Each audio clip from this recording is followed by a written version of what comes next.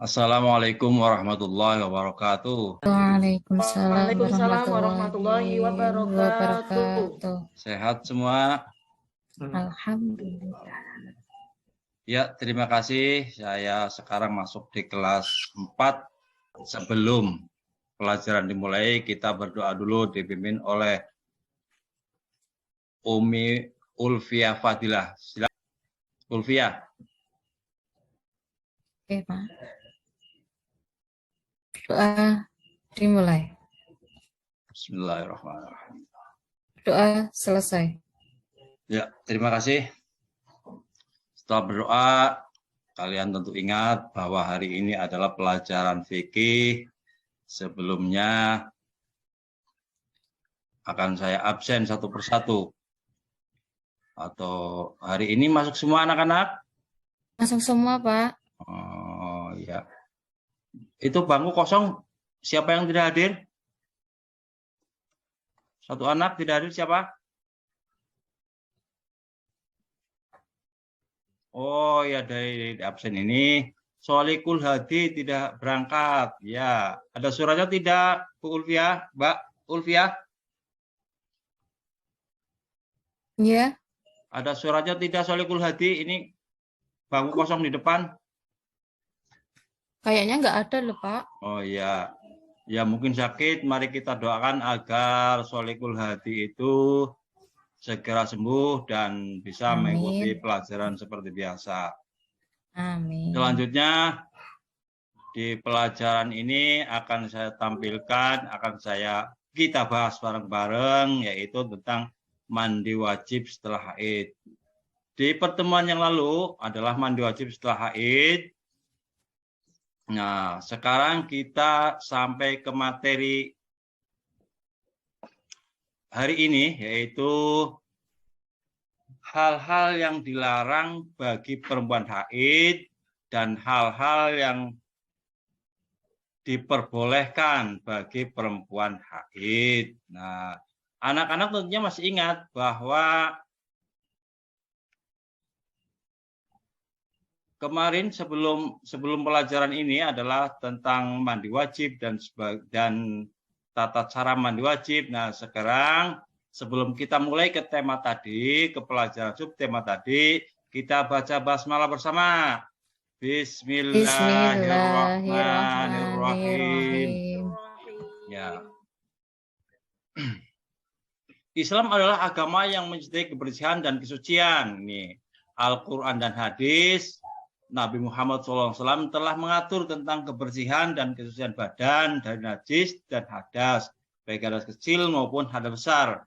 Nah, haid termasuk hadas besar yang harus dibersihkan dan disucikan dari badan seorang perempuan agar sah beribadah. Sebelum membahas tata cara wajib, kita ada beberapa yang harus kita pahami. Satu, tentang pengertian mandi wajib. Yang kedua, mandi wajib setelah haid. Yang ketiga, hal-hal yang dilarang bagi perempuan haid. Yang keempat, hal-hal yang diperbolehkan bagi perempuan haid. Nah, ini nanti yang ketiga dan empat kita bahas pada pagi hari ini. Karena di minggu kemarin kita sudah bahas pengertian mandi wajib, pengertian mandi wajib dan hukum-hukum mandi wajib. Yang kelima, tata cara mandi wajib. Nah, sekarang kita mengingat kemarin bahwa pengertian mandi wajib. Mandi wajib adalah mengalirkan air ke seluruh tubuh dengan niat menghilangkan hadas besar.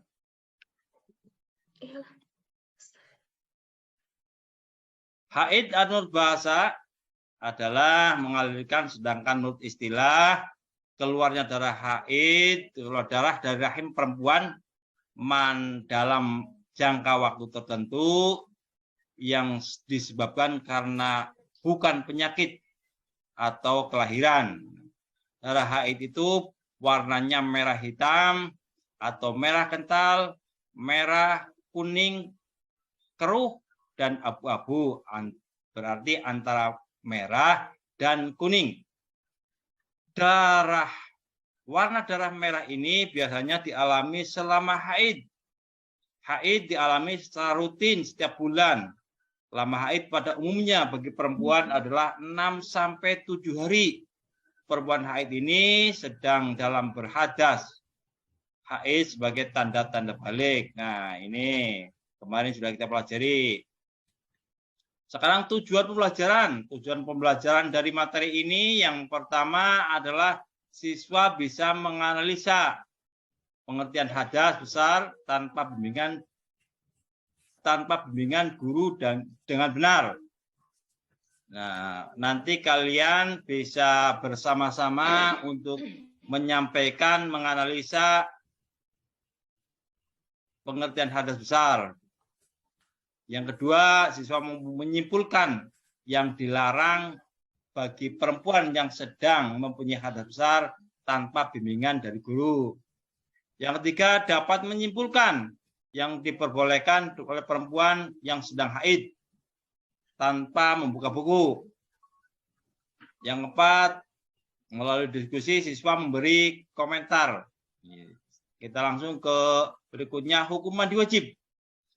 Hukum mandi wajib bagi seorang perempuan selesai haid.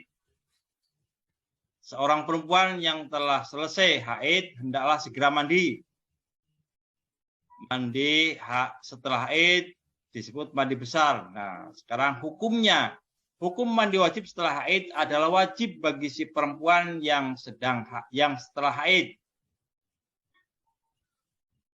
Hal-hal yang dilarang. Nah, ini sekarang kalian coba perhatikan bahwa hal-hal yang dilarang bagi perempuan haid. Yang pertama, dilarang melaksanakan sholat. Yang kedua, dilarang puasa. Yang keempat, dilarang tawaf bagi mereka yang sedang menunaikan ibadah haji. Yang keempat, menyentuh mushaf dan membaca Al-Quran.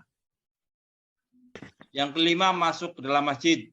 Nah, sekarang hal-hal yang diperbolehkan bagi si perempuan yang sedang haid.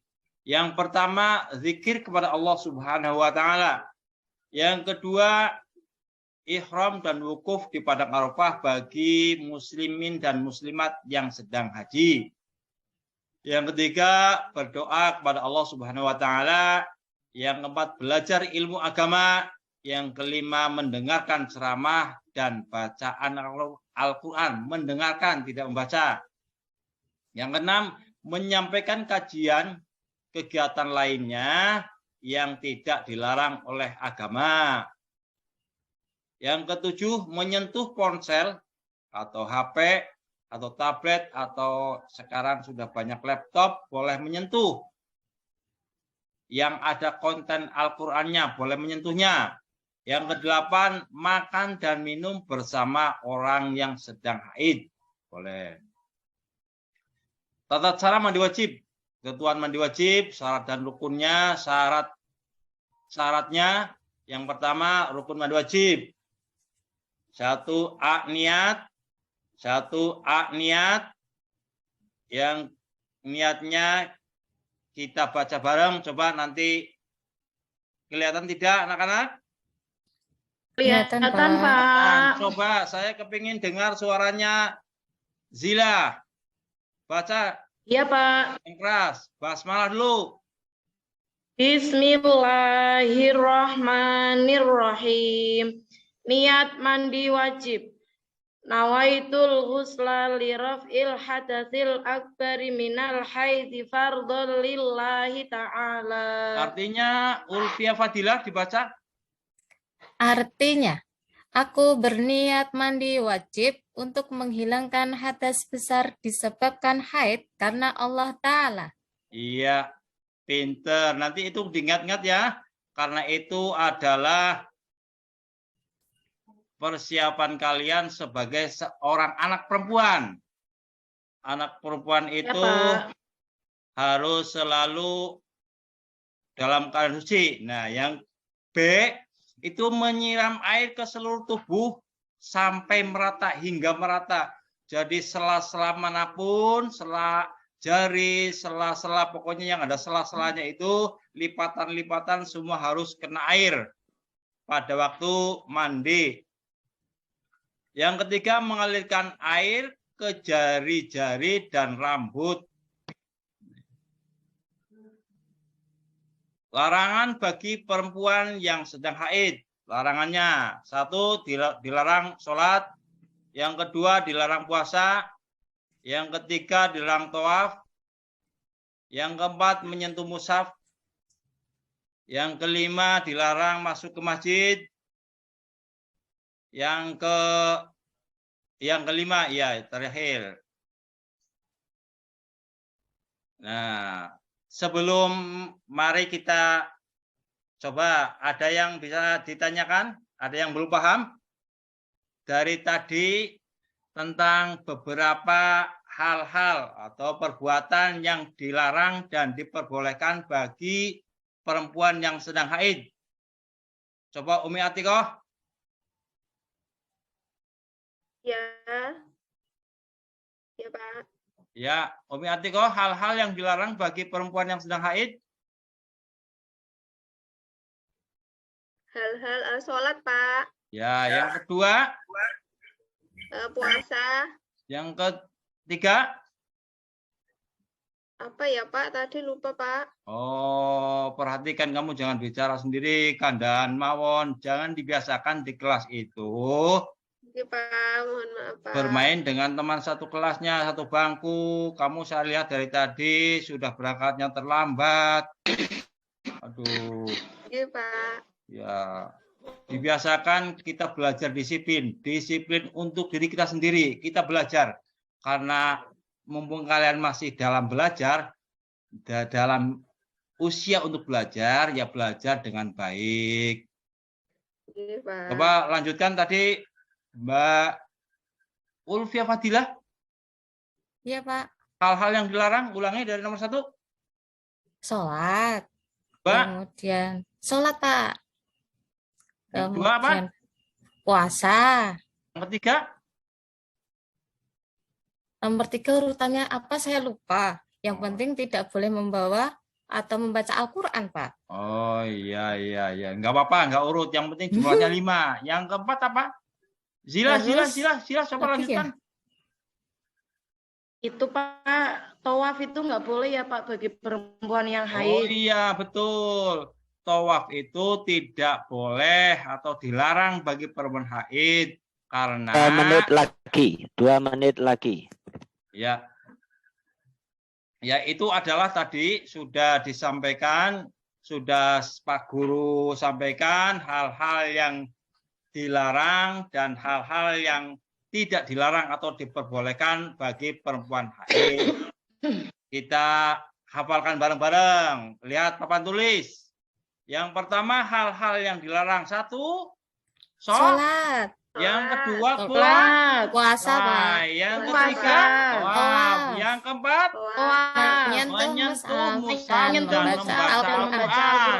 Yang kelima, Masuk masjid. Ya, sekarang hal-hal yang dilarang.